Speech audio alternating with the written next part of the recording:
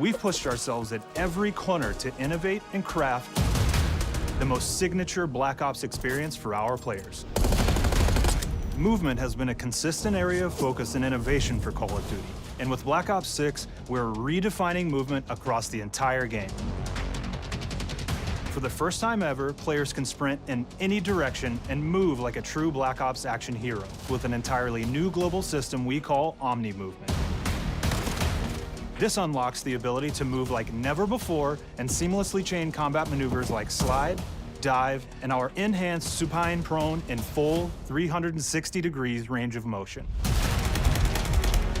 From the beginning, we started with, you can't do this thing, why? And then realized people actually move that way. What happens if we get rid of that construct? And then instantly it opened up like, oh, if you can sprint in any direction, then you can dive in any direction, you could slide in any direction, which then led to all the on-the-ground movement and everything else chaining together.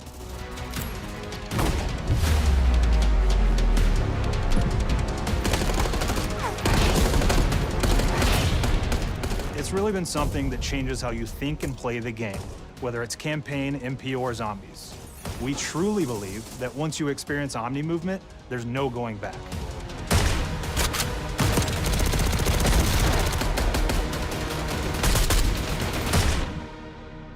Intelligent movement, which is a set of features that drastically reduces how many buttons or keys you're pressing to perform various movements. These can be enabled in player options, and they're broken down into 3 categories: sprint assist, mantle assist, and crouch assist. And each of these settings will allow for fine-tuning. Intelligent movement really starts to be able to engage with Omni movement and live out their own action hero fantasy in Black Ops 6.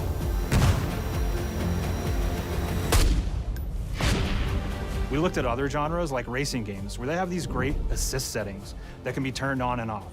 Things like traction control or assisted braking, and we really love the idea of taking that thinking and applying it to our own movement options. I don't think this is a one-size-fits-all thing, and I encourage players to play around with combos of these settings to really dial in their preferred setup. Hit zones are regions on a character that react when taking damage or dying. In past games, we've only had 4 regions. For Black Ops 6, we've actually increased that to 9 regions, so now we can determine if that enemy was shot in their left leg or right leg, and then we'll play a bespoke death animation depending on that location that they were hit. So world connectivity is this concept that players' movement and reactions are connected to the world based on their choices. A great example that really shines is a global feature we call corner slicing, where as you round a corner or go through a doorway, your weapon's gonna dynamically rotate in the direction that you're rounding that corner. And since it's dynamic, it'll be a bit more dramatic if you're slowly clearing a room, but won't affect you at all if you're barreling full speed around that same corner. We are constantly looking for opportunities to set the bar with movement and animations in Black Ops 6.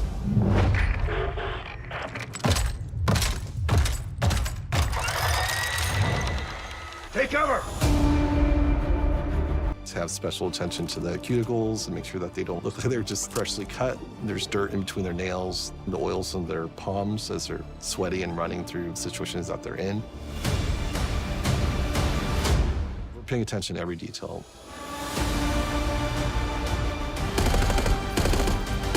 The thing that I'm most excited about is the number of new weapons from the era that we've added, which includes many that are brand new to the franchise. Our heroes are rogue operatives, and they operate outside the normal playbook. That means they're procuring gear by any means necessary, and it allowed us to pull a unique mix of weapons. We made sure to deliver dozens of unique attachments for every gun, and this allows the players to create a weapon to match any playstyle that you can imagine, all while maintaining the feel and tone of the era.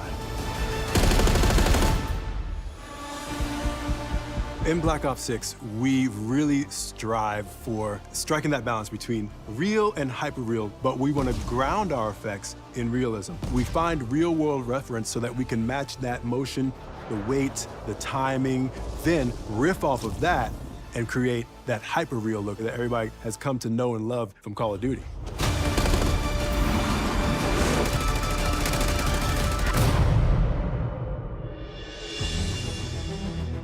The Black Ops 6 user experience is all about focusing players on what they need when they need it, and our in-game HUD is no different. From the mini-map to the ammo widget to in-game notifications, the Black Ops 6 HUD combines some of our best designs in a clean. For the first time in Call of Duty, players will be able to change their HUD in dramatic ways to suit their needs. For instance, streamers can choose a layout optimized for their setup, or maybe you want your HUD centered so you don't have to look away.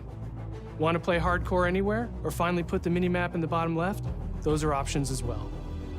Not only does the HUD give players important status, it connects them to the world and helps them feel rewarded for being awesome. As players track that elusive challenge or target their next level unlock, Black Ops 6 delivers an end-to-end experience from the lobby into combat and back, where player progress and achievement are celebrated in a big way.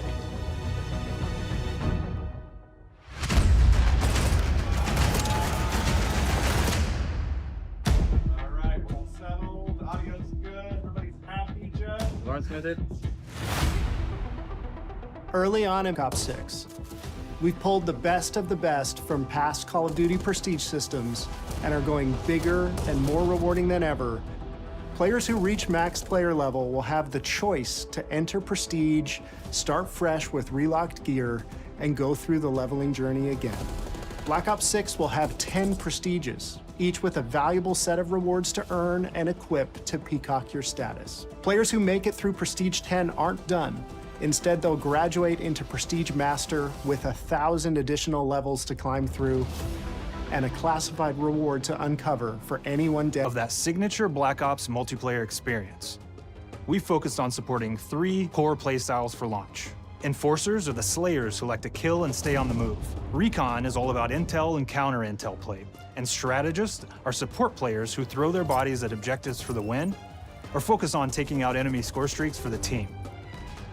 All of our weapons, gear, and gadgets in multiplayer have been intentionally designed through that lens of supporting these play styles. And of course, it wouldn't be a Black Ops game if you can't relive those action hero moments in theater mode, which we're happy to announce is returning with Black Ops 6.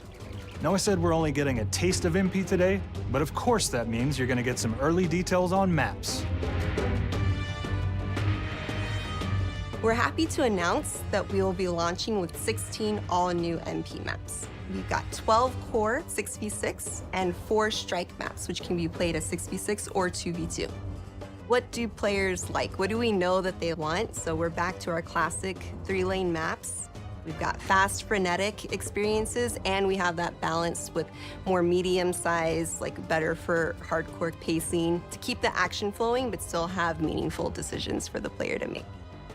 The maps have their own stories, and we have multiplayer taking place after the campaign, after you finish it. So don't want to get into too many spoilers there, but you'll experience some of those locations through the multiplayer lens.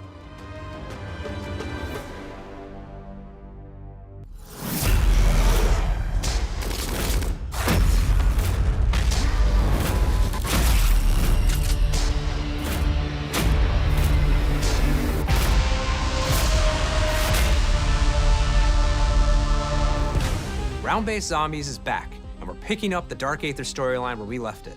We're excited to announce that there will be 2 brand new maps available at launch, with a curated mix of fan-favorite features and new elements to discover. For those new to Zombies, it's our unique take on the cooperative horde mode, where every map is packed full of powerful weapons and upgrades, deadly enemies, and tons of secrets to uncover. The legacy of Zombies is incredibly important to Treyarch, and we are so proud of what the mode is bringing to players in Black Ops 6. As you've heard today, the innovations in movement systems will also be coming to Zombies. Plus, there are many additional zombie-specific features, both new and returning. This is going to be a truly epic return for round-based Zombies. Be on the lookout for more intel coming later this year. Steph interviewed AB. Mark? Now, we know we only gave you a little taste of multiplayer here today, so make sure to mark your calendars for our worldwide multiplayer reveal event at Call of Duty Next on August 28th. Make sure to stay tuned for details and watch your favorite streamers get hands-on Black Ops 6 so you can be prepped and ready to jump into our MP beta and feel Omni movement for yourself. We'll be sharing so much more about Black Ops 6 in the coming months and look forward to seeing your reactions and your feedback from our open beta coming up this fall and into launch. And it's not just about launch, because the team is already focused on delivering a ton of content in the live seasons, which we'll be sharing more about. Am I allowed to talk about Warzone yet? No. Our goal on Black Ops 6 was, and still is, to make something that is the best work we've ever done, and frankly, the most fun to play. To do that, we deconstructed all of our gameplay, our systems, and content plans, and repeatedly asked how something could be better. In some cases, that led us to huge innovations like Omni movement, where we're now allowing players to move how real people and operators move.